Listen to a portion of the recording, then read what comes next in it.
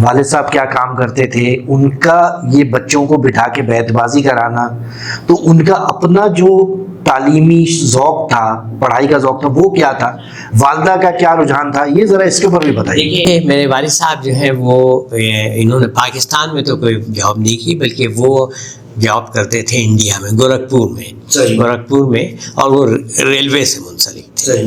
لیکن شاعری وہ نہیں کرتے تھے، لیکن بہرحال شعر و شاعری پڑھنے کا اس زمانے میں میرے خیال سے سبھی کو شوق ہوا کرتا تھا۔ تو اور گورکھپور کا اپنا ایک ادبی ماحول تھا، گورکھپور میں بھی تقریباً 4-5 یونیورسٹیاں تھیں، بڑا مطلب وہ تھا، تو وہ ایک چیز تھی۔ بڑے بھائی ہمارے جو ہیں وہ انہوں نے سمجھیے کہ یہ جو جب ہم لوگ مشرقی پاکستان گئے تو بڑے بھائی نے ابا سے کہا کہ بھئی آپ جو ہے سب کنبے کی پرورش کیجئے، میں جاب کرتا ہوں۔ اچھا، انہوں نے جاب کیا، ذمہ داری گھر کی وہ ذمہ داری کرتے تھے، ٹھیک ہے، اور ان میں بھی پڑھنے لکھنے کا بہت شوق تھا۔ بڑے بھائی کے اندر بڑے بھائی میں LLB کیا تھا انہوں نے، اور تمام چیزیں تو گھر میں ایک بہرحال ماحول تھا،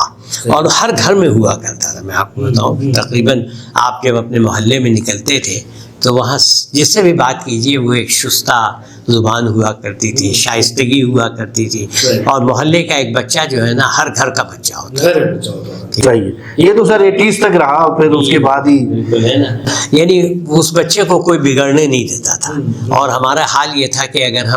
ہمیں محلے کے کوئی بزرگ نے اگر ڈانٹ دیا ہو تو ہماری ہمت نہیں ہوتی تھی تو اس کے ادھر تو دوبارہ ڈانٹ پڑے گی، اچھا انہوں نے تمہیں ڈانٹا ہے ضرور۔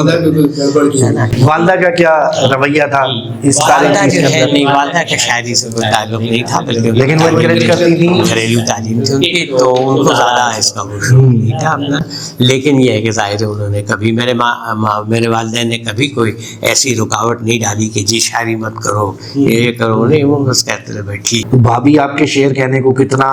پسند کرتی رہیں، کتنا ناپسند کرتی رہیں؟ ان کو شعر پڑھنے کا بھی شوق ہے، سمجھتی بھی ہیں، شاعری کرتی نہیں ہے، لیکن شعر و شاعری میں سخن، بالکل انہوں نے کبھی بھی میری شاعری میں رکاوٹ نہیں۔ صحیح، وہ ہم نے ان پہ ایک شعر کہا تھا، آپ کو سنا دیتے ہیں بالکل کہ محبتیں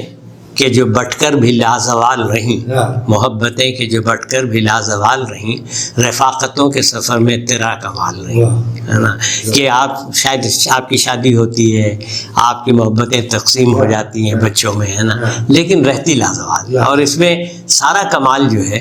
وہ ہمارا نہیں ہوتا، باپ کا نہیں ہوتا، ماں کا ہوتا ہے، ماں کا ہوتا ہے۔ بچوں کو کی تربیت، بچوں کو پالنا پوسنا بڑا کرنا، یہ سب ماں کا کمال ہے۔